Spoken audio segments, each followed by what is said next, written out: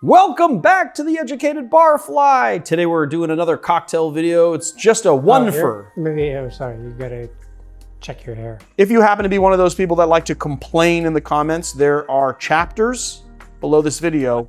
You can skip all that. Do I have to check my hair? Let's see. Let's see what the hair is doing. Let's see what the old pish posh is doing. Yeah, I mean, it's a little. Okay, well, you know. It's a little nutty professory, but I mean, I kind of feel like people are used to that with me by now. You know, is that better? I don't know. I actually need a haircut, but you know what happened? The haircut place that's on the corner of my street, what's it called? Fred's. Is that what it's called? Fred's? No. Maybe. I'm thinking of Fred 62, but it's not. No, Lloyd's. Sorry, Floyd's. So Floyd's, it's Floyd's. I don't know, my brain is to mush today. So Floyd's is on the corner of my street, and I had like my hair cutter there, and I went through a whole bunch of different people. First, like during COVID, I had this really awesome, talented girl, Jessica, coming to my house and cutting my hair in my yard, which was fine. That was great during COVID, but she was a bit expensive, and I get very, very simple cuts. Sometimes I let it grow out a little bit too much or whatever, but I get a pretty simple cut. So I was like, she's a little expensive. I'm gonna try, find someone else. So I had my friend Amy cutting my hair for a little while. She's also very good, but our schedules don't always align. And then she could just come to the studio and cut my hair, which is great. So then I started going to like different like barbers around my area, and it was hard to find one. And then I finally found a guy at Floyd's that I like to cut my hair. But the building that Floyd's is in shares like, it's like one big building, and there's a bunch of different addresses of businesses in it. It shares a space with a bunch of addresses, and in the back of it, on the side, there is this tattoo parlor where there's all sorts of weird shenanigans going on. Like literally one time, I'd get up really early to walk the dogs. It was like 5:30 in the morning or 5 o'clock in the morning.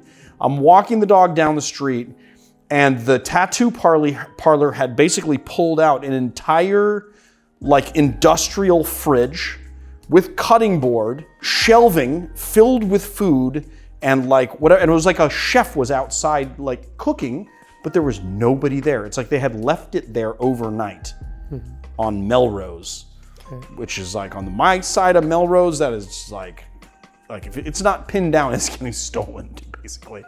But like what's crazy is that they just left it out. Nobody touched it, which is also weird. But anyway, the Floyd's shut down because there was an inexplicable fire that happened, originating in the tattoo parlor. So they were doing something weird back there.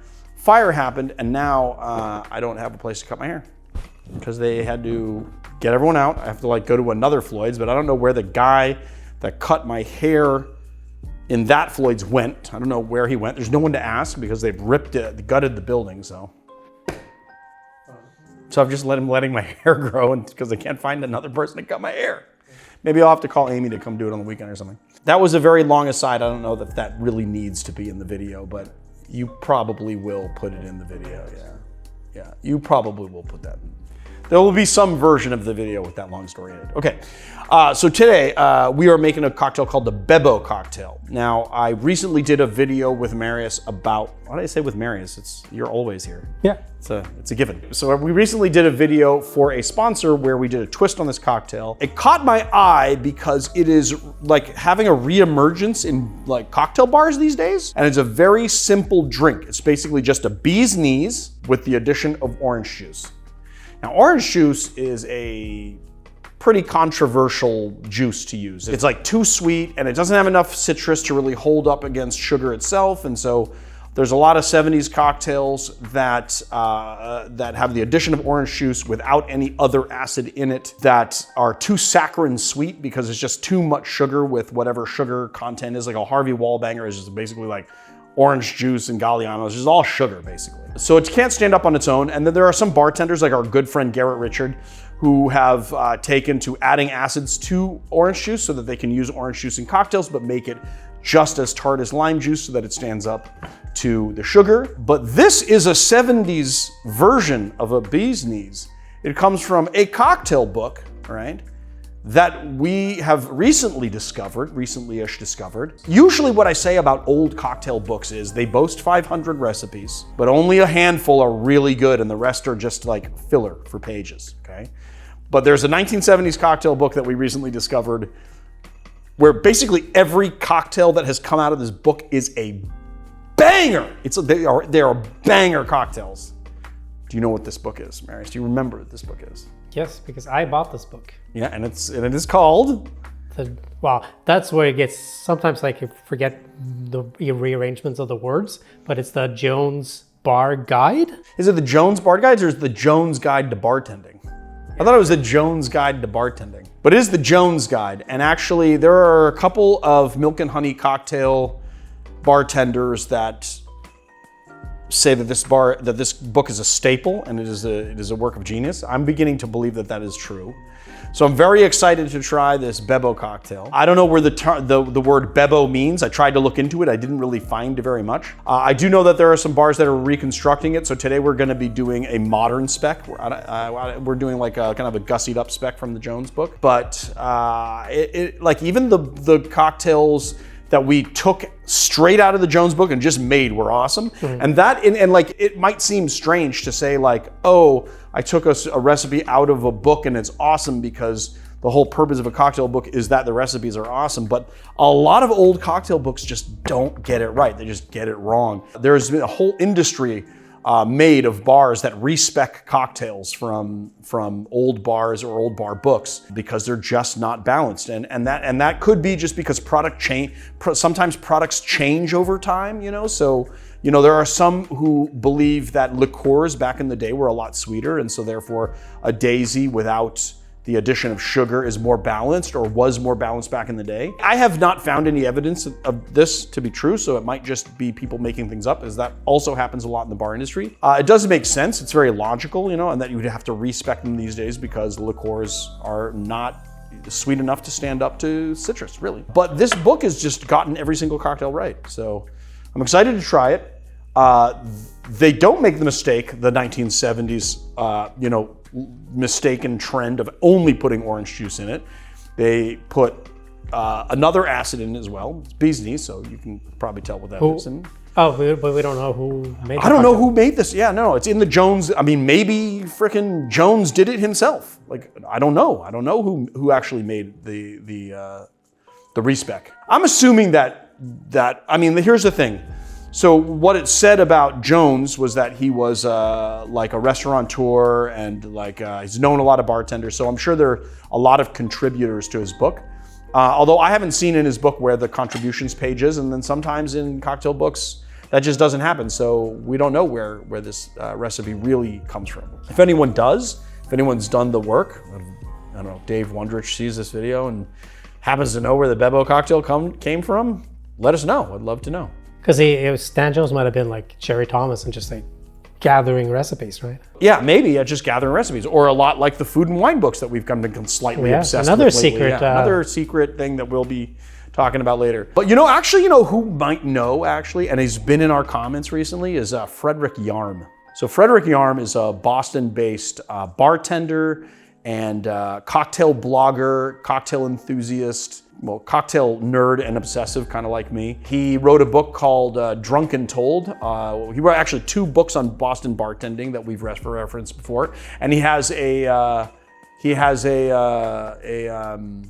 blog called Cocktail Virgin Slut. I think it's Cocktail Virgin.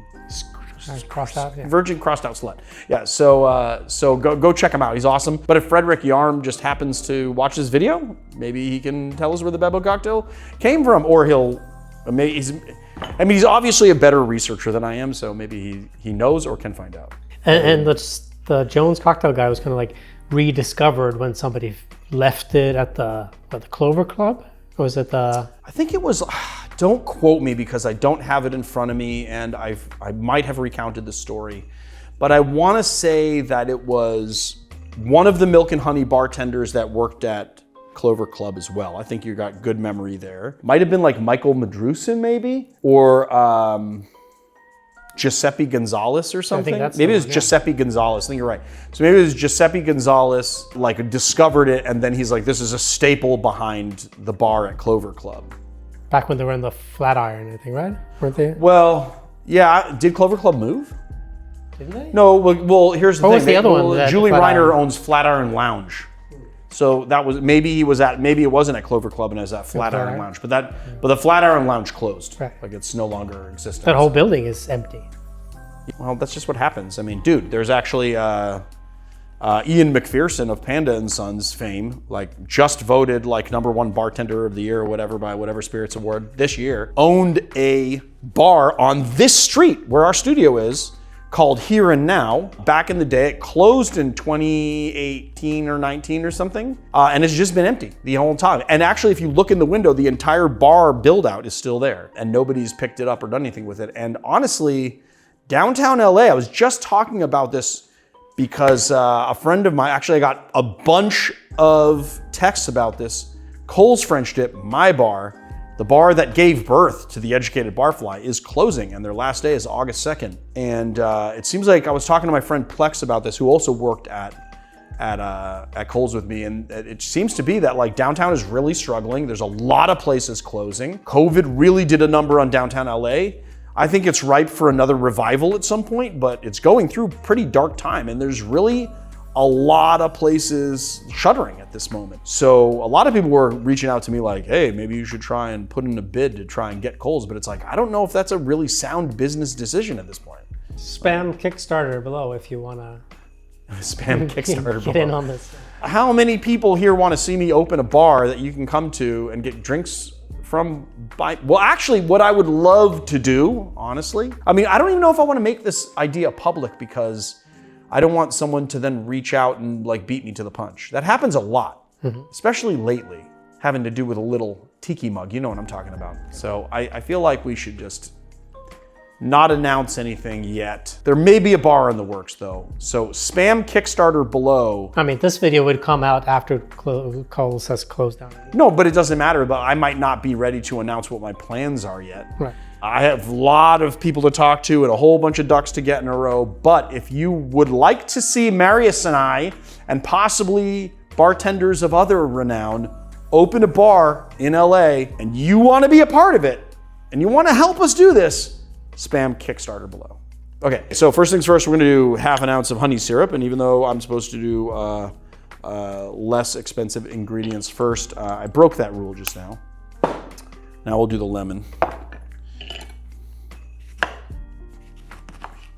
They're probably equivalent price-wise. Well, that little bit of honey to the lemon? Yeah, probably. Yeah, that little tiny, I mean, honey is more expensive than lemon, but that little tiny dribble drabble, ½ ounce, yeah. Watered down, yeah. Yeah. Is that, well, actually, because it's also ½ ounce of lemon too, so that's even less expensive than. Most of that lemon is gone. What do you mean most of the lemon is gone? Well, half of the lemon was used. It's true. You know what? I think I'm gonna take it doesn't technically have a peel. I just wanted to give myself the option of a little peel action. Ooh. Maybe I'll just eat this later.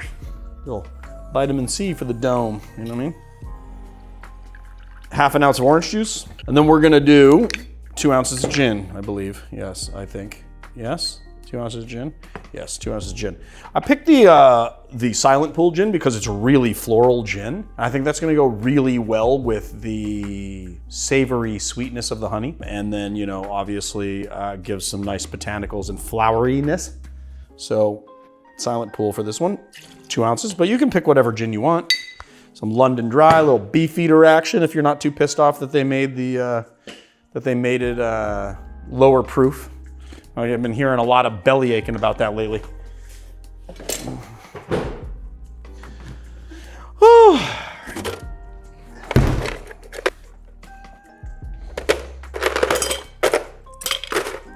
Fair amount of ice. Give it a shake.